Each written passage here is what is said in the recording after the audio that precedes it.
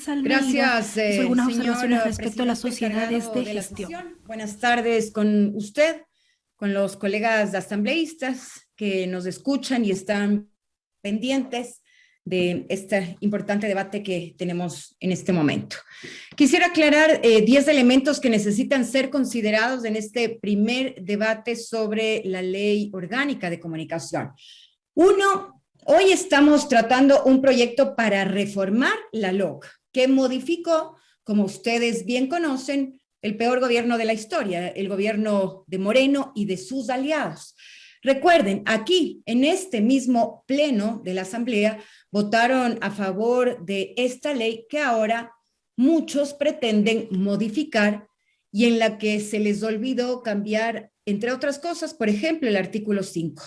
Dos, reformamos una ley sobre la cual solo nosotros advertimos como bancada de la Revolución Ciudadana que no garantizaba más derechos, sino que por el contrario los restringía. Hoy todos estarán de acuerdo que se demostró que no nos equivocamos en ello. Tres, dividir la LOC crearía inseguridad jurídica, dejando sin cobertura legal otros derechos y garantías que sí se contemplan en la ley vigente. Eso, sin lugar a dudas, es legislar de manera regresiva, lo cual está prohibido constitucionalmente. ¿Por qué quieren sacar de esta ley que se está proponiendo y debatiendo en primera instancia, por qué quieren sacar el tema de las frecuencias? ¿Qué intereses están detrás? ¿A quién o a quiénes están respondiendo? Y yo me pregunto, ¿con quién es la deuda? ¿Con ciertos grandes medios de comunicación o con la ciudadanía? Y aquí realmente es importante que nosotros nos pongamos la mano en el corazón y digamos con quién queremos legislar. ¿Queremos legislar para algunos medios o queremos legislar en beneficio de la ciudadanía? 4. La actual LOC reformada por Moreno y respeta lo que exige la propia Constitución en su artículo 17, que habla de fomentar la pluralidad y la diversidad de la comunicación y no permitir el oligopolio o monopolio directo ni indirecto de la propiedad de los medios de comunicación y del uso de frecuencias. ¿Qué quiere decir esto? Que si no hay una distribución equitativa de estas frecuencias, si no se incluye un concurso transparente, si no hay acciones afirmativas, en este caso para los medios comunitarios, si se saca todo lo relacionado en esta ley con la distribución del espectro radioeléctrico, se va a repetir la misma ilegalidad y estaríamos haciendo algo en contra de lo que dice nuestra propia norma suprema. 5. Estamos de acuerdo que una reforma puede suponer una reforma de la ley, evidentemente, para eso lo hacemos, siempre y cuando sea para solucionar las graves regresiones que en materia de derechos se cometieron impunemente al momento de reformar esta ley orgánica de comunicación en la época de Moreno, cuando, entre otras cosas, se les quitó el 34% de la asignación de frecuencias a los medios comunitarios. Gracias a esta, por calificarla de alguna manera, mañosería, de poner esta asignación de frecuencias, la palabra hasta 34%, esto significó que muchos medios comunitarios no tengan el 34% de sus frecuencias, sino 1, 2, 3, 4%, llegando hasta el 34%, lo cual nunca se cumplió y es algo que, entre otras cosas, tenemos la oportunidad de corregir ahora y debemos hacerlo en función y bienestar de los medios comunitarios. 6. Si realmente nos preocupa mejorar los derechos de la comunicación, como le escuchaba la asambleísta ponente de la ley, la asambleísta Chávez, debemos entonces enfocarnos en mejorar las condiciones laborales de los trabajadores de la comunicación. Pero esto quiere decir no únicamente preocuparnos de aquellos trabajadores que hacen su trabajo comunicacional en situación de riesgo, desastres naturales o demás. Significa, entre otras cosas, mejorar sus tablas salariales, garantizar seguridad, exigir que se les pague puntualmente, establecer mecanismos claros dentro de esta propia ley que estamos tratando para que los medios, por ejemplo, que no cumplen en cuanto a su salario, en cuanto a la seguridad social, porque hay muchos y deben ustedes conocer, al menos puedan participar, no puedan participar, perdón, en un concurso de frecuencias o en la asignación de publicidad estatal, si no están, entre otras cosas, por ejemplo, con el pago a tiempo de los salarios de los trabajadores de la comunicación y también con los pagos a la seguridad social. Esto, evidentemente, es absolutamente justo y entendería que todos estaríamos de acuerdo con ello. 7, es necesario que esta ley exija al Estado estimular, garantizar, equiparar las condiciones para, entre otras cosas, fortalecer, desarrollar y crear medios comunitarios, de algo de lo que ya hablaba Jorge Guachamín y lo defendía, él en representación de la CORAPE. Por lo que se debe reconocer en este caso un puntaje equivalente al 30% de la puntuación total establecida en el correspondiente concurso de frecuencias. ¿Para qué? Para equiparar este concurso con los otros medios de comunicación, entre ellos los medios de comunicación privados. Además de dotarles de capacitación comunicativa, administrativa, técnica, así como algo muy importante que tiene que ver con aquello que existía antes y en las reformas de Moreno fue eliminado y no se garantizó de esta manera los derechos de los medios comunitarios, rebajas y tarifas especiales en la adquisición, por ejemplo, de títulos habilitantes, para que de esta manera se pueda competir en igualdad de condiciones, tanto medios comunitarios como medios privados. 8, el Consejo de Regulación no puede ser eliminado. Esto fue una disposición del 7 de mayo de 2011 del pueblo ecuatoriano a través de consulta popular.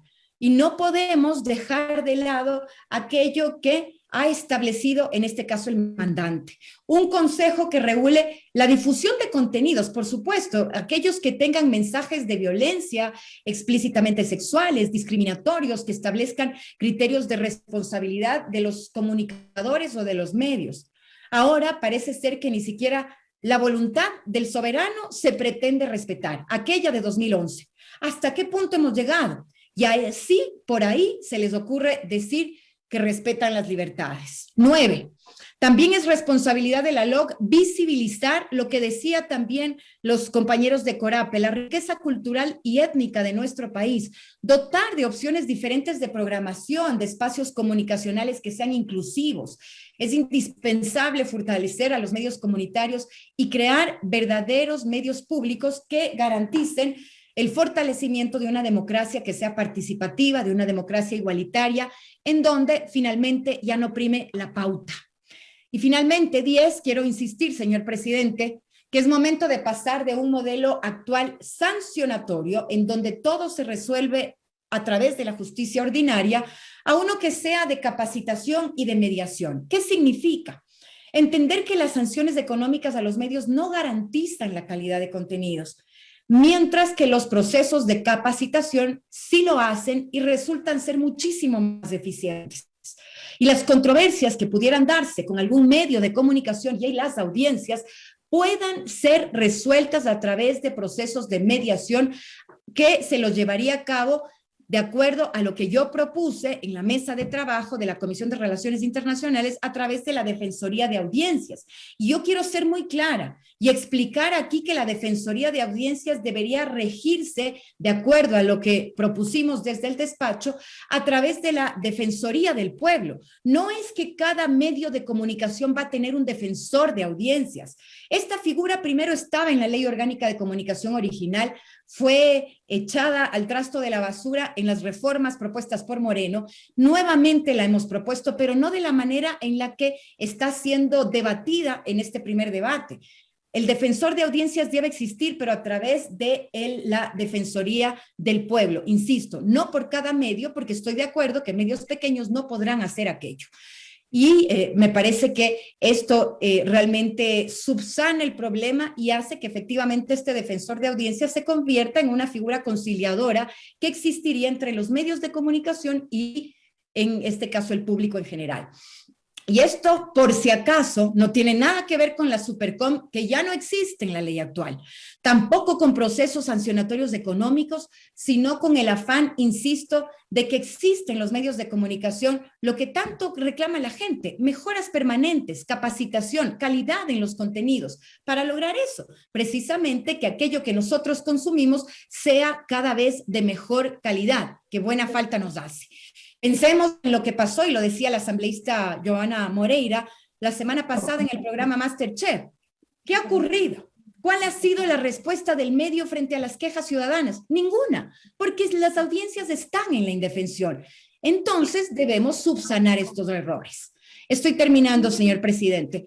La autorregulación no basta. Se necesitan procesos independientes, técnicos, claros, justos, transparentes, que acaben con los contenidos discriminatorios o de odio, que pongan fin a las mentiras que se reproducen a través de algunos medios de comunicación y que tanto lesiona a la democracia.